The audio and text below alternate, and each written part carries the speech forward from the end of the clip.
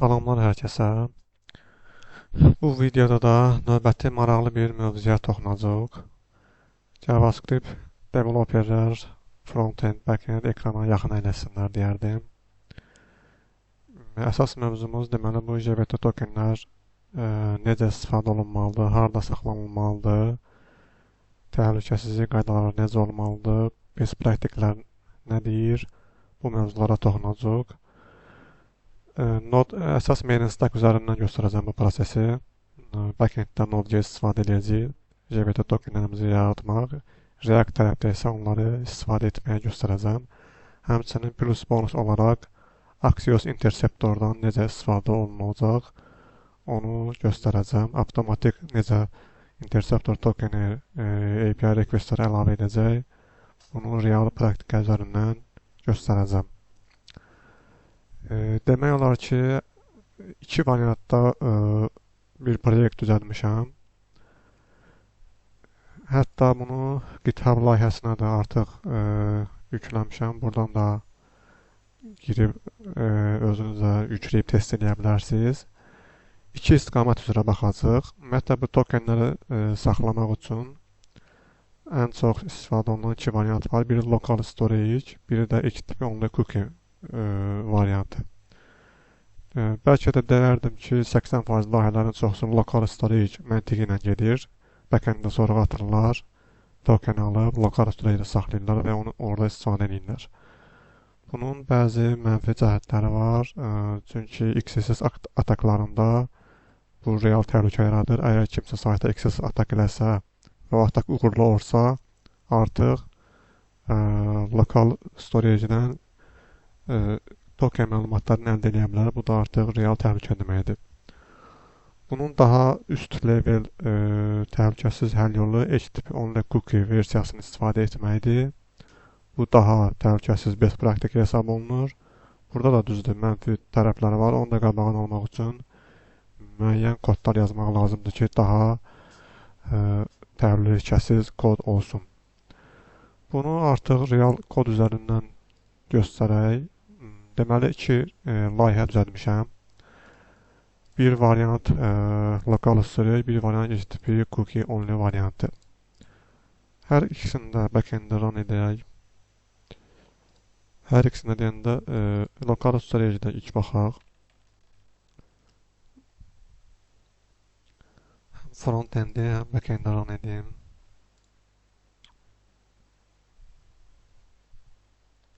%3001'də backendimiz run oldu. Bir də front-endi run edək. White-lan React Application. Bu da 5173'də run oldu. Tamam. Backendimizə baxsaq, server.js-imizi açırıq.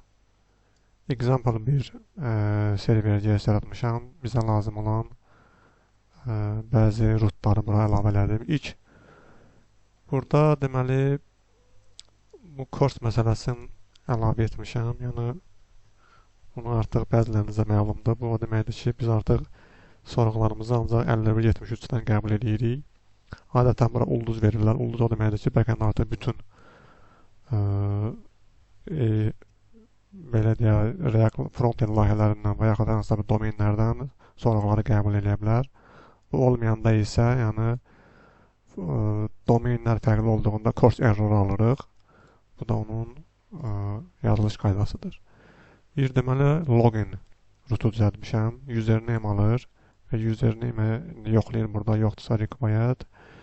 Username-ə görə token generate edirik. Access token, refresh token. Bu arada burada biz refresh token məntiqinə də toxunacaq. O necə istifadə olunur? Çünki bu access token məsələlərində yaxşı olar ki, refresh token məntiqi də istifadə olunsun. Bu daha best praktik hesab olunur. Burada deməli bir helpers, house helpers düzəltmişəm. Sekretlərimiz olacaq. Həm access token, həm refresh token üçün istədiyimiz kimi bir sekret key təyin edirik. Access token expression 15 dəqiqə qoyuram, refresh token 7 dəqiqə. Və generate token metodumuz işə düşür. Çağırsaq hardansa bizə 2 dənə token signing eləyir. Həm access token, həm refresh token məlumatları verir. Bir middleware'imiz olacaq access tokeni verify eləmək üçün. Bir dənə də refresh tokeni verify eləmək üçün middleware'imiz olacaq. Sonra clear tokenimiz olacaq. Refresh tokeni mən müvəqqəti göstərmək üçün bir nude setdən istifadə edirəm, amma real case yaxşı olar ki, bu hansısa bir database məntiqi falan istifadə olunsun. İndi mən sürətli şəkildə sadəcə in-memory cache-də bunu saxlayacağam. Bu yəni riskli bir şeydir, çünki bu restart getsə hər şey sıfırdan başlayır. Yəni bura saxlanan şeylər sıfırlanır. Ona görə database saxlanılması production'a daha idealdır. Tamam. Belə bir məntiqimiz var burada AuxHelper-də. Login oluruq, username alır, tokenlərimizi generate edir. Refresh tokenimizi əlavə edirik. Refresh token dibimizə və geri response qaytarır. Həm access tokeni, həm refresh tokeni. Bu da front tərəfdə bizə lazım olur. Sonra biz protected routumuz var, profil. Ora access tokenlə biz sadəcə request atıb, for example, bir hər hansı bir data alırıq. Bunlar dediyim kimi example bir rootlardır. Burada digər məsələlər baş verə bilər. Hər hansısa bir bazaya save və s. Və tokenimizi refresh eləmək üçün bir refresh routumuz da var. Burada biz access tokenin vaxtı bitəndə post atıb onu yeniləyirik. Yeni access token alırıq. Və bir də logout metodumuz var. Bu da bizə logout da lazım ola bilər ki, həmin o in-memory cache-də olan refresh tokenimizi ki, burada saxlayırıq, onu da təmizləyirik. İndi localhost 5173 də frontumuzu run edək.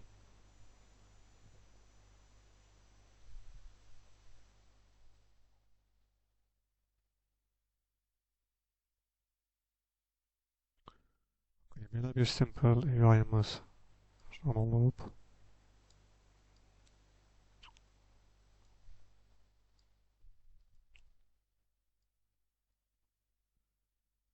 Network'a keçirəm.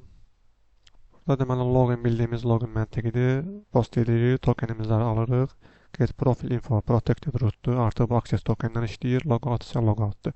Biz indi birbaşa get profile çağırsaq, gördüyünüz kimi o 401 xətası verəcək. Çünki access token hələ təyin olunmayıb. Formada errorumuz olacaq. Biz deməli birinci access token almalıyıq. Access token almaq üçün birbaşa loginlə çağıra bilməliyik. Çünki içəridə yazmışıq ki, username requireddir. Bura bir example username yazırıq, Nicat. Login'i çağırırıq. Login success.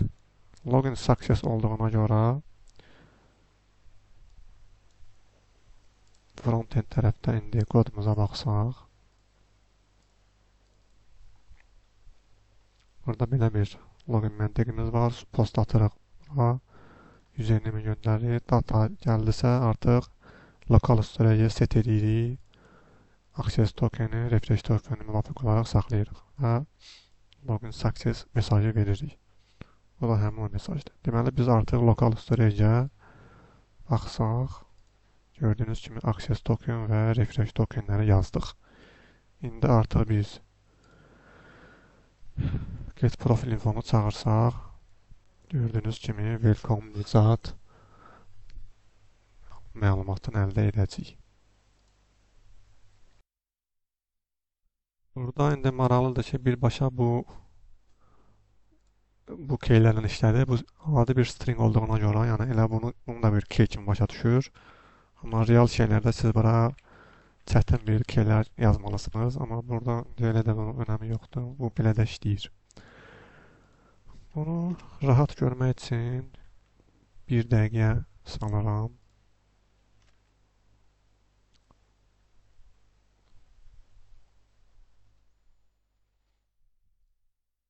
Yenilənməli. Logout etdik. İndi artıq bunu göndərsəm. Çünki logoutda artıq mən lokal storage-də təmizləyirəm. Buna baxsaq. Həm də post atıram. Backenddə də in-memory cache-də təmizləyirəm refresh tokenlərimizi. İndi mən yenidən post atıb sonra alsam artıq 1 dəqiqəlik. Çünki 1 dəqiqəyə indirdim. Token alacam. 1 dəqiqədən sonra onun vaxtı bitəcək.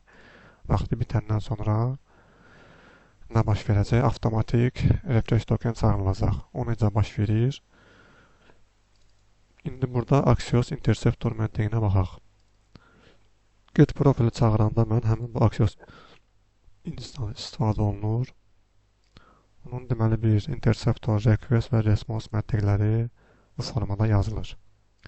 Bu formada bir instansımızı qeyd edirik, konsolda mənimsədirik. Interceptor request-lə gedən requestlərə müdaxilə edirik. Response-la isə gələn responsu tutub nəsə lazımdırsa ona müdaxilə edirik. Gedən kimi, deməli ilk öncə bu request-ə müdaxilə edirik. Axios instans çağırılanda, yəni buradan get profil biz get sorğusu atanda hələ backend-ə sorğu edib çatmamış interceptor request-ə müdaxilə edir. Lokal storage-dən tokenləri gətirir, əlavə edir header-sə. Ondan sonra config return edir və Axios instans işə düşür, backend-ə sorğu atır. Header-lərdə artıq bu məlumatlar gedir. X refresh token və authorization. Və sonra backend tərəfdə də həmin burada bu middleware işə düşür. Authorization token gözləyir. Olmasa çünki 401 error qaytarır. Və daha sonra həmin o tokeni verify edir.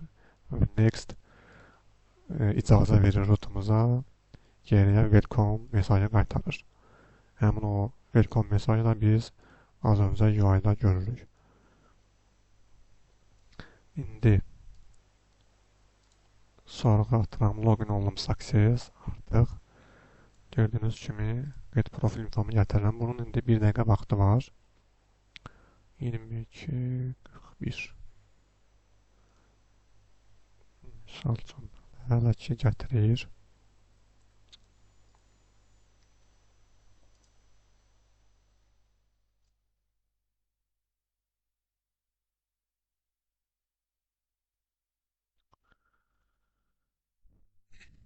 Hələ ki gətirir.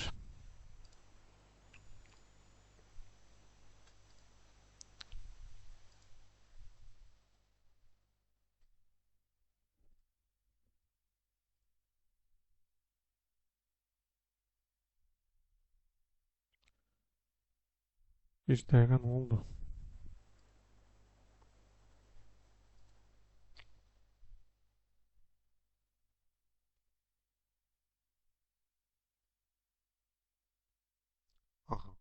Artıq 1 dəqiqə oldu və bizim access tokenimizin vaxtı bitdi. Gördüyünüz kimi həmin vaxt invalid access token oldu və bu vaxtı görürsünüz refresh token artıq post atılıb. Bu necə oldu? Bu həmin Axios instansının içindəki responsun köməkliyi ilə. Biz artıq burada həm request-i, həm də responsu kontrol edirik. 401-ə düşürsə, artıq respons onu burada tuta bilir. Error deyirik 401-dirsə və refresh tokenimiz yoxdursa, bu normal returnimiz var, amma refresh tokenimiz davam edirik, post atırıq refresh backendin API-nə ki, biz access tokenimizi yeniləsin. O da success 200 gələndən sonra biz lokal storage-imizi yenidən set edirik, yeni access token və refresh tokenlərimizlə update edirik. Əks halda isə təmizləyirik. Bu formada düzgün bir məntiq işləyir. Gördüyünüz kimi artıq post atdı və lokal storage-də tokenlərdə yenilədi. Artıq burada indi yenə vaxtı bitdi. İndi yenə 1 dəqiqə ərzində normal işləyəcək. İndi bu 1 dəqiqə olmalı, adətən 15 dəqiqə falan qoyurlar. Bu, yəni lokal storage-ilə məntiq bu formada istifadə olunur. Backendimizə soraq atırıq. Cavab gəldisə set edirik lokalımıza və daha sonra onun instansından istifadə edirik. Və yaxud birbaşda Axiosu çağırıb yenə də tokenlərimizi get eləyib istifadə edə bilərik. Burada isə interceptor istifadə etmək daha yaxşıdır.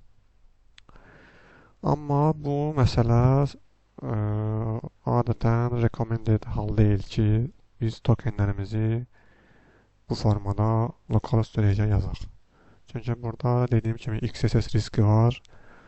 Sayta XSS hücum olsa və uğurlu olsa artıq onun bura aksesi olur, bu tokenləri əldə edə bilər və daha təhlükəli actionlar baş verə bilər.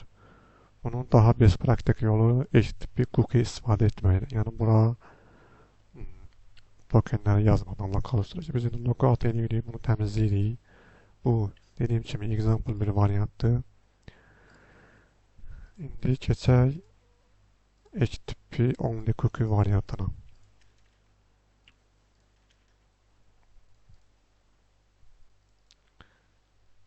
Yine backendimizi run edirik. Eyni portda olacaq 3001. Frontumuzu da run edirik. Yine eyni portda. 5173.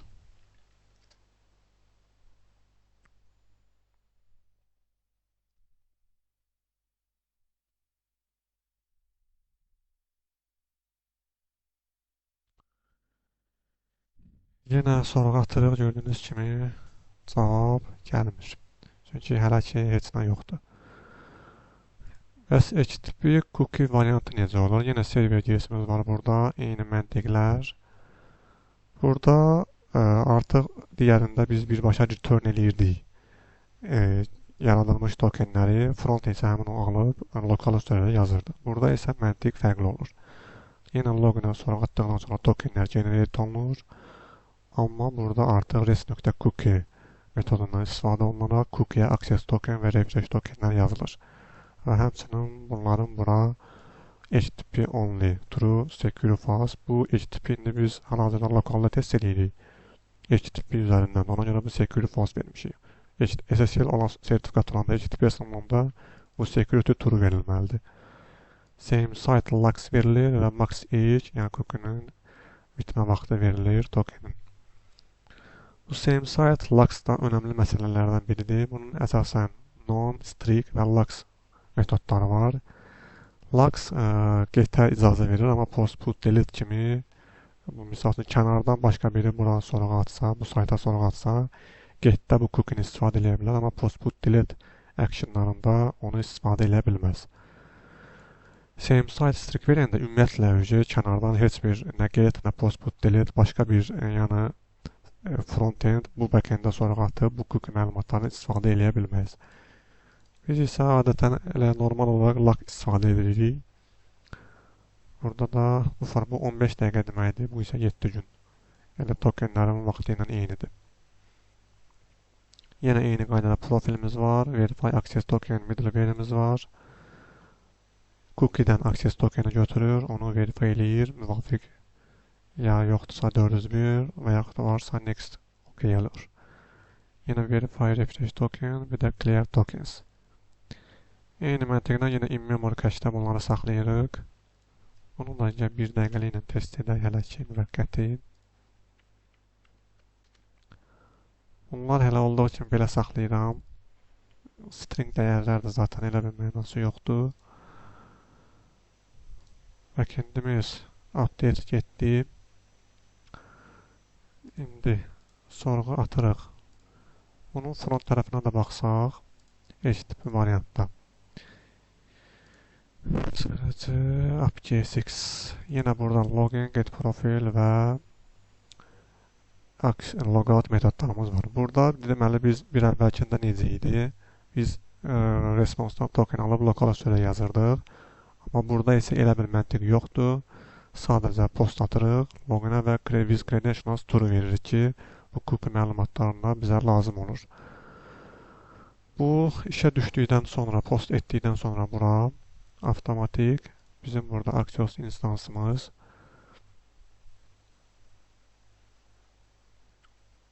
yenə də eyni qayda ilə burada instans yaradırıq. With credentials true verir ki, cookie'ləri requestə avtomatik göndərsin. Interceptorun responsunda isə sadəcə error. Burada artıq requestə bir əvvəlkində misal üçün interceptorun requestində istifadə edirdik ki, lokaldan götürüb biz əlavə eləyib requestə əlavə eləyirdik. Burada isə ona ehtiyac yoxdur. Sadəcə with credentials true cookie məntiqini avtomatik özü handle eləyir. Cookie'dən tokeni götürüb headersə əlavə eləyir post request atanda. Biz bir dəfə sadəcə Axiosdan sorğu atırıq. Bunu buraya yazıb, artıq bizim Axios'umuzun növbəti dəfə istifadə eləyəndə avtomatik cookie'ni götürüb buraya əlavə eləyir. Local storage məntiqinə ehtiyac yoxdur. İndi burada da indi bir sorğu ataq, yenə get yazaq. Login success avtomatik aldı. Biz indi Burada misal üçün lokal storage baxsaq heç nə yoxdur. Bizim headersimizə baxsaq artıq access token və refresh tokeni cookie əlavə olunduğunu görə bilərik. İndi networkdən get profil eləsək, gördüyünüz kimi profilimizi gətiririk. Artıq profil işə düşür. Headersə baxsaq, request headers cookie-ni avtomatik götürür. Access token və refresh tokeni cookie əlavə eləyir headersinə və göndərir. Burada da yenə vaxt 1 dəqiqəyə qoymuşuq.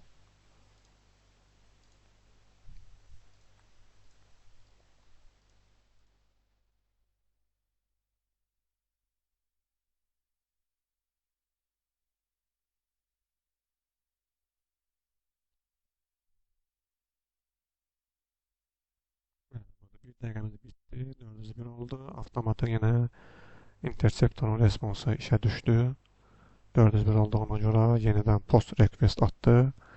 Refresh tokenlə bu da sadəcə sadə versiyada olur. Digər versiyada misal üçün bu cəhətdə avtomatik tənzimlənməsi çox idealdır, kömək edir. Amma bu birində biz nə etmişdik?